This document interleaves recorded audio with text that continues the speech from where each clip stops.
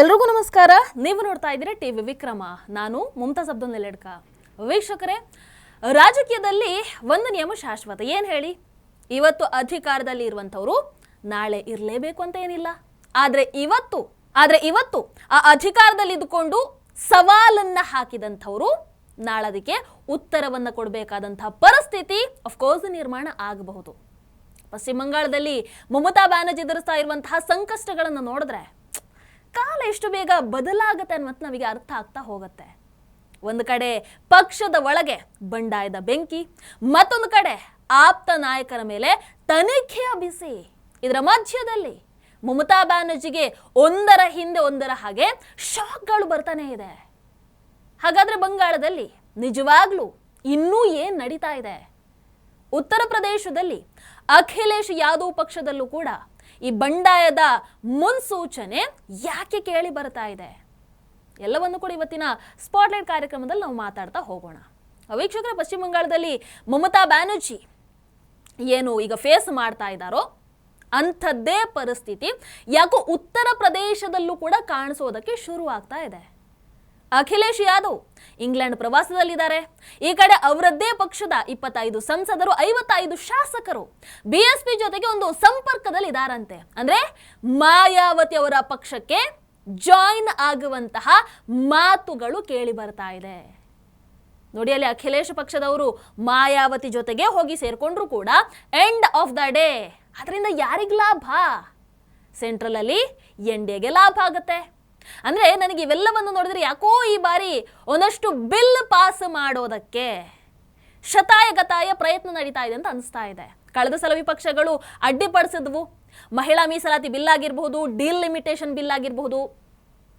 So ಅಂದ್ರೆ ಈಗ ಆಗ್ತಾ ಇರುವಂತ ಒಂದಷ್ಟು ಬೆಳವಣಿಗೆಗಳನ್ನ ನೋಡಿದ್ರೆ ಯಾಕೋ ಈ ಎಲ್ಲ ಬಿಲ್ ಪಾಸ್ ಆಗುವಂತ ಒಂದು ಲಕ್ಷಣ ಅಂತೂ ಕಾಣಿಸ್ತಾ ಇದೆ. ವೀಕ್ಷಕರಲ್ಲಿ ಅಖಿಲೇಶ್ ಯಾದವ್ ವಿರುದ್ಧ ಅವರದೇ ಪಕ್ಷದವರು ಧ್ವನಿಯನ್ನು ಎತ್ತೋದಕ್ಕೆ ಕಾರಣ ಏನು ಅಂತ ನೋಡಿದ್ರೆ, ಮೊದಲನೇದಾಗಿ 2027ರ ವಿಧಾನಸಭಾ ಚುನಾವಣೆಗೆ ಕಾಂಗ್ರೆಸ್ ಜೊತೆಗೆ ಮೈತ್ರಿಯನ್ನು ಮಾಡ್ಕೊಂಡಿದ್ದಾರೆ, ಕಾಂಗ್ರೆಸ್ ಜೊತೆ ಎಲೆಕ್ಷನ್ ಕಂಟೆಸ್ಟ್ ಮಾಡ್ತಾ ಇದ್ದಾರೆ ಅಂತ. ಎರಡನೇದಾಗಿ ಸೇಮ್ ಈ TMCಯಲ್ಲಿ ಹೇಗೆ ಎಲ್ಲ ಪಕ್ಷದ ನಿರ್ಧಾರವನ್ನ ಅಭಿಷೇಕ್ ಬ್ಯಾನರ್ಜಿನೇ ತಗೊಳ್ತಾರೆ, ನಮ್ಮನ್ನ ಏನು ಕೇಳಲ್ಲ ಅನ್ನುವಂಥ ಅಸಮಾಧಾನ ಹೇಗೆ TMC ನಾಯಕರಲ್ಲಿ ಇದೆಯೋ ಅದೇ ರೀತಿ ಇಲ್ಲೂ ಕೂಡ ಅಷ್ಟೇ ಅಖಿಲೇಶ್ ಯಾದವ್ ಪಕ್ಷದ ಏನೇ ನಿರ್ಧಾರ ಇದ್ರೂ ಕೂಡ ಅವರೊಬ್ಬರೇ ತಗೊಳ್ತಾರೆ, ನಮ್ಮನ್ನ ಕನ್ಸಿಡರೇ ಮಾಡಲ್ಲ ಅನ್ನುವಂಥ ಒಂದು ಅಸಮಾಧಾನ ಇದೆ. ಇನ್ನು ಹಿರಿಯರ ಮುಂದೆ ಕೂಡ ಅಷ್ಟೇ, ತನ್ನದೇ ಅನ್ನೋ ರೀತಿಯಾದಂಥ ಒಂದು ವ್ಯಕ್ತಿತ್ವ, ಯಾರ ಸಲಹೆಗೂ ಕೂಡ ಕಿವಿಗೊಡಲ್ಲ ಯಾರು ಅಖಿಲೇಶ್ ಯಾದವ್. ಇನ್ನು ರಾಮ ಮಂದಿರದ ವಿಚಾರದಲ್ಲಿ ತುಂಬಾ ತಪ್ಪಾದಂಥ ಹೇಳಿಕೆಯನ್ನು ಕೊಟ್ಟಿದ್ದಾರೆ, ಗೊತ್ತಲ್ವಾ? ಮೊನ್ನೆ ರಾಮ ಮಂದಿರ ದೇಣಿಗೆಯಿಂದ ಕೋಟಿ ಕೋಟಿ ಹಣವನ್ನ ಲೂಟಿ ಮಾಡಿದ್ದಾರೆ ಅನ್ನುವಂಥ ಒಂದು ಸುಳ್ಳು ಆರೋಪವನ್ನು ಅಖಿಲೇಶ್ ಯಾದವ್ ಮಾಡ್ತಾರೆ. ಅದಕ್ಕೇನಾದ್ರು ಸಾಕ್ಷಿ ಇತ್ತಾ? ಏನಿರಲಿಲ್ಲ. ಅದೇ ಅಖಿಲೇಶ್ ಯಾದವ್ ಪಕ್ಷದ ಕಾರ್ಯಕರ್ತರು ಒಪ್ಪಿಕೊಳ್ತಾರೆ, ಸಾಕ್ಷಿ ಏನಿಲ್ಲ, ಜನ ಹೇಳ್ತಾ ಇದ್ರು, ಅದನ್ನೇ ನಾವು ಹೇಳಿದ್ವಿ ಅಂತ. ಹಾಗಾಗಿ ಈಗ ಮಾಯಾವತಿ ಜೊತೆಗೆ ಅಖಿಲೇಶ್ ಯಾದವ್ ಪಕ್ಷದವರು ಕೈ ಜೋಡಿಸಿದ್ದಾರೆ. ಮುಂದಿನ ಚುನಾವಣೆಯನ್ನ ಅವರ ಜೊತೆಗೆ ಎದುರಿಸುವಂತಹ ಮಾತುಕತೆಗಳು ಈಗ ನಡೀತಾ ಇವೆ ಅಂತೆ. ಮುಂದೆ ಏನಾಗುತ್ತೆ ಅಫ್ಕೋರ್ಸ್ ನೋಡ್ಲೇಬೇಕು, ಕಾದು ನೋಡೋಣ. ಈ ಕಡೆ ಮತ್ತೆ ಪಶ್ಚಿಮ ಬಂಗಾಳದ ಕಡೆಗೆ ಬರುವುದಾದ್ರೆ, ಪಶ್ಚಿಮ ಬಂಗಾಳದ ಫಾಲ್ತಾ ಪ್ರದೇಶದಲ್ಲಿ ಪೊಲೀಸರು ಈ ಅಭಿಷೇಕ್ ಬ್ಯಾನರ್ಜಿಯ ಆಪ್ತ ಅಂತ ಪರಿಗಣಿಸಲ್ಪಡುವಂತಹ ಜಹೀರ್ ಖಾನ್, ನೆನಪಿದೆಯಲ್ವಾ? ಆತನನ್ನ ಸಾರ್ವಜನಿಕವಾಗಿ ರಸ್ತೆಯಲ್ಲಿ ಆತನ ಪರೇಡ್ ಮಾಡ್ತಾರೆ. ನೋಡಿ, ಅಯ್ಯೋ ಎಂತಹ ಅಮಾಯಕ ಅಲ್ವಾ? ಎಲೆಕ್ಷನ್ಗೂ ಮುಂಚೆ ಇದೇ ವ್ಯಕ್ತಿಯನ್ನ ನಾವು ನೋಡಿದ್ದು, ಟೀ ಶರ್ಟು ಹಾಫ್ ಪ್ಯಾಂಟು, ಎಂತಹ ಸ್ಥಿತಿ ಬಂದಿದೆ ನೋಡಿ. ಈ ಜಹೀರ್ ಖಾನ್ ವಿರುದ್ಧ ಬಲವಂತದ ವಸೂಲಿ, ಚುನಾವಣಾ ಹಿಂಸಾಚಾರ, ಇನ್ನು EVMನಲ್ಲಿ ಹಸ್ತಕ್ಷೇಪ ಮಾಡಿದಂಥ ಆರೋಪಗಳು ಸೇರಿದ ಹಾಗೆ ಬಹಳಷ್ಟು ಗಂಭೀರ ಆರೋಪ ಈತನ ಮೇಲೆ ಇರುವಂಥದ್ದು. ಫಾಲ್ತಾ ಕ್ಷೇತ್ರ ಜಹೀರ್ ಖಾನ್ ಈ ಬಾರಿ ಚುನಾವಣೆಯಲ್ಲಿ ಸ್ಪರ್ಧೆ ಮಾಡಿದಂಥ ಕ್ಷೇತ್ರ. ಈ ಪ್ರದೇಶದಲ್ಲಿ ಆತನ ಪ್ರಭಾವ ಬಹಳ ಜೋರಾಗಿ ಇತ್ತು, ಯಾಕಂದ್ರೆ ಆತ ಅದೇ ಕ್ಷೇತ್ರದ ಶಾಸಕ ಆಗಿದ್ದ. ಒಂದು ಕಾಲದಲ್ಲಿ ಜಹೀರ್ ಖಾನ್ ಹೆಸರನ್ನ ಕೇಳಿದ್ರೆ ಅಲ್ಲಿನ ಜನ ಭಯ ಪಡ್ತಾ ಇದ್ರು, ಹೆಸರು ಕೇಳಿದ್ರೆ. ಆದರೆ ಈಗ ಪರಿಸ್ಥಿತಿ ಸಂಪೂರ್ಣ ಬದಲಾಗಬಿಟ್ಟಿದೆ. ಬಿಜೆಪಿ ಬಂದ ನಂತರ ರಸ್ತೆಯಲ್ಲಿ ಪೊಲೀಸರು ಆತನನ್ನು ಕರ್ಕೊಂಡು ಹೋಗ್ತಾ ಇದ್ರೆ ಜಹೀರ್ ಖಾನ್ ಅನ್ನು ನೋಡಿ ಅದೇ ಹೆದರ್ಕೊಳ್ತಾ ಇದ್ದಂತಹ ಜನ ಮೊಬೈಲಲ್ಲಿ ಮುಂದೆ ಮುಂದೆ ಹೋಗಿ ವಿಡಿಯೋ ಮಾಡ್ತಾ ಇದ್ರು, ಫೋಟೋಗಳನ್ನು ತೆಗೆದುಕೊಳ್ತಾ ಇದ್ರು, ಆತನ ವಿರುದ್ಧ ನಿರಂತರವಾಗಿ ಘೋಷಣೆಗಳನ್ನು ಕೂಗ್ತಾ ಇದ್ರು. ಭಯಾನೇ ಇಲ್ಲ ಈಗ. ನೋಡಿ ವಿಡಿಯೋ ನೋಡಿ, ಆತ ಮಾತ್ರ ಅಮಾಯಕನ ಹಾಗೆ ಹೆಂಗ್ ನಡ್ಕೊಂಡು ಹೋಗ್ತಾ ಇದ್ದ ನೋಡಿ.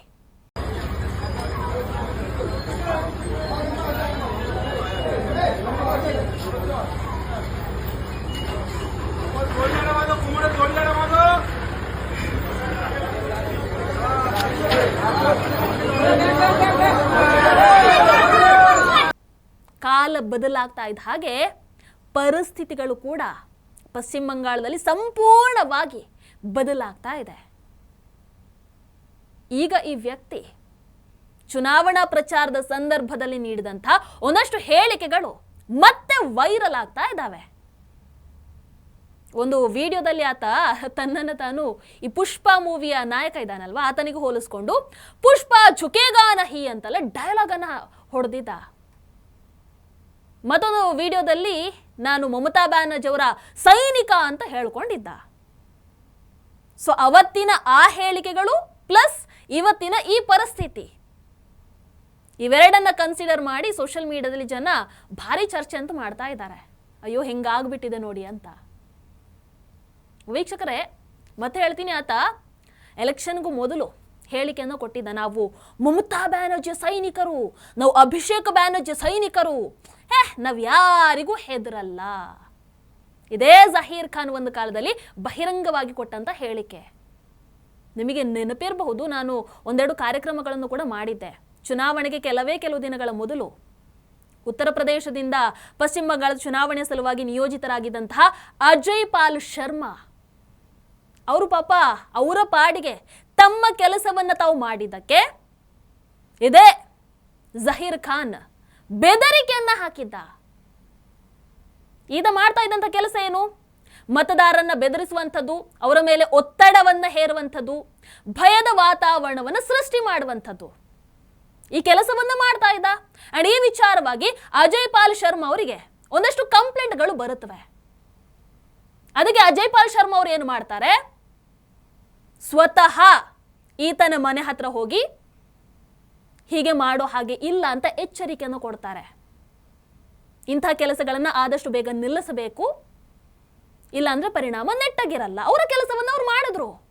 आसपास के जितने भी लोग हैं अच्छी तरह से समझ लें कि अगर किसी ने बदमाशी करी तो उनका कायदे से इलाज किया जाएगा. फिर अगर कहीं से खबर आ गई कि किसी ने कोई खुराफात करने की, किसी को परेशान करने की कोशिश की है, तो फिर उसकी खबर फिर अच्छे से लेंगे हम.